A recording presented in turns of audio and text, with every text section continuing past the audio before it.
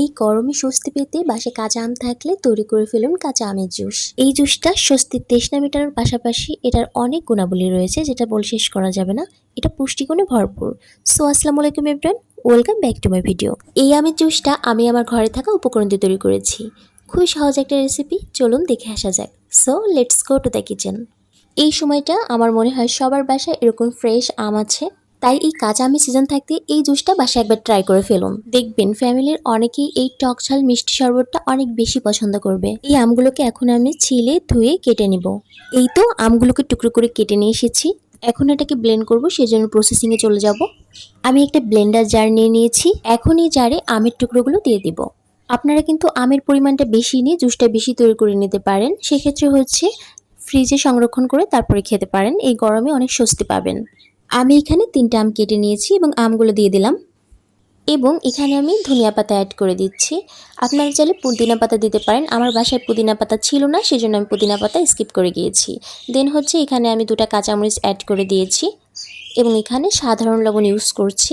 সামান্য পরিমাণে লবণ অ্যাড করেছি, যেহেতু এটা টক আম, লবণ না দিলে ব্যালেন্সটা ঠিক থাকবে না। এখানে আমি 1 চা চামচ বিট লবণ ইউজ করলাম।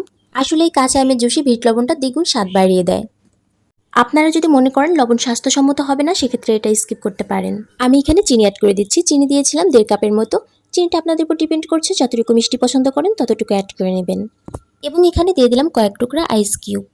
ফ্রিজে রাখা ঠান্ডা পানি ইউজ করব। পানি দিয়েছি 2 গ্লাস। আপনারা যদি লিকুইড করতে চান সেই ক্ষেত্রে পানির পরিমাণটা বাড়িয়ে দিতে পারেন, আর যদি ঘনত্ব রাখতে চান সেই ক্ষেত্রে পানির পরিমাণটা কমিয়ে দিবেন। এই তো আমার প্রসেসিং করে নেওয়া শেষ। এখন এগুলোকে আমি ব্লেন্ড করে নিব। খুব সুন্দর করে এটাকে ব্লেন্ড করে নিয়ে এসেছি। সো দেখতে পাচ্ছেন এটাই হচ্ছে কাঁচা আমের জুস। এখন এটাকে আমি সার্ভিং গ্লাসে সার্ভ করে নিব। কাঁচা আমের জুস কিন্তু পুরোপুরি কমপ্লিট। জাস্ট একটু সুন্দর দেখানোর জন্য আমি সার্ভিং গ্লাসে সার্ভ করে নিচ্ছি। 2টা গ্লাসে হচ্ছে আমি আইস কিউব দিয়ে দিলাম এবং 2টা গ্লাসে হচ্ছে আমি লেবুর রস দিয়ে দিব।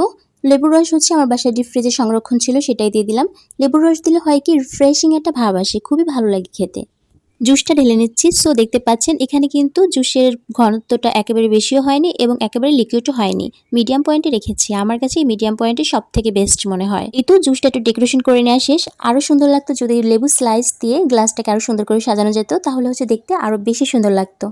খুবই সহজ একটা রেসিপি, যে কেউ তৈরি করতে পারবে। সো ফ্রেন্ডস, আমার আজকের ভিডিওর কোন অংশ যদি আপনাদের ভালো লাগে থাকে তাহলে অবশ্যই কমেন্ট বক্সে জানিয়ে যাবেন, আর একটি লাইক দিতে ভুলবেন না। আজকের মতো এখানে বিদায় নিব। দোয়া করি সবাই সুস্থ থাকবেন, ভালো থাকবেন। আল্লাহ হাফিজ। Thanks for watching.